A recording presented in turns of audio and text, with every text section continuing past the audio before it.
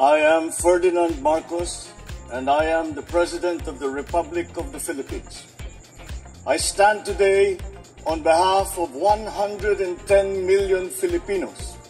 Hello people and hello universe, it's me again. Shout out sa inyo mga kababayan. Ayan, mayroon tayong upload videos update. Ayan, dahil dito sa isang interview ni Pangulong Marcos Jr. kahapon sa 50th anniversary ng Foreign Correspondent Association sa Pilipinas, mga kababayan. Ay siyempre mga journalist yan, umatay ng Pangulo, at siyempre may interview, hindi nawawala yan. So isa sa mga tanong sa kanya, mga kababayan, tungkol sa relasyon niya sa mga Duterte. Alam nyo, siya na po ang nagsabi na it's complicated, no? Alam na ng Pangulo. So very obvious dito, makikita nyo na hindi na po katulad ng dati. Ika nga ay may lamat na ang unity team, no? Siyempre, bilang gabinete ni Pangulong Marcos Jr. si Sara Duterte, natural lang pakisamahan niya yun. But we all see naman, mga kababayan, papuntang Amerika ang Pangulo itong nakarang araw, ay hindi niya na pinagkatiwala kay Sara Duterte na mag-isa ang Pilipinas bilang caretaker, kundi tatlo na.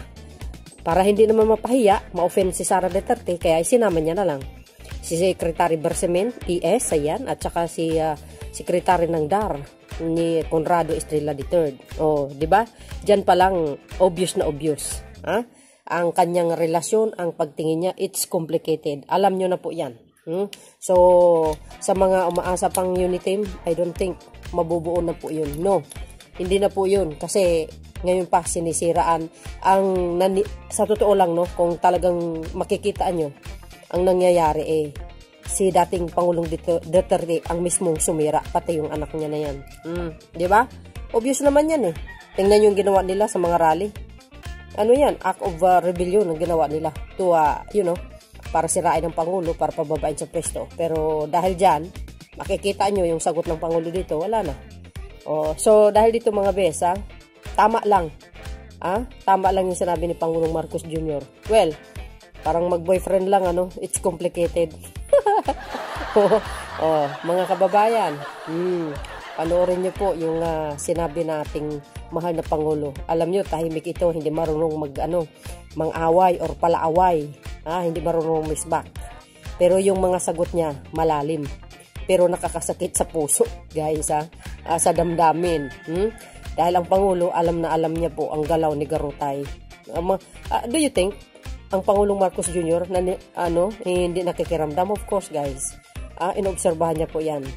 So dahil dito, well, panoorin nyo itong kanyang short video, no? Kayo na po ang bahalang humusga. See you again on my next upload video. Bye, bye, bye, and babus. God bless Philippines. Ayan. Bato-bato sa langit. Ang tamaan, wag magalit. Bakit?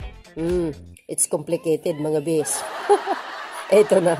Just a quick follow-up, Mr. President. You also said last week that you found the silence of Vice President Sara Duterte understandable, even as her family members have attacked you lately. And some analysts have even said that the family is out to undermine your policy. How would you describe your relationship with the Duterte family currently? And how would you reconcile your continued allyship with the Vice President and her family's vocal disdain for your policy? It's complicated. Okay. All right. It's complicated. But if you ask about the one, of course, that I have the most contact with is Inday Sara. How we were with each other during the campaign, after the election, it hasn't really changed. That's what she always said. Oh, are you all right? You were in the middle of all of this. And she says, no, just work. Don't worry about it. I'll just work and work and work and work. All right. That's her attitude. All right. Thank you so much for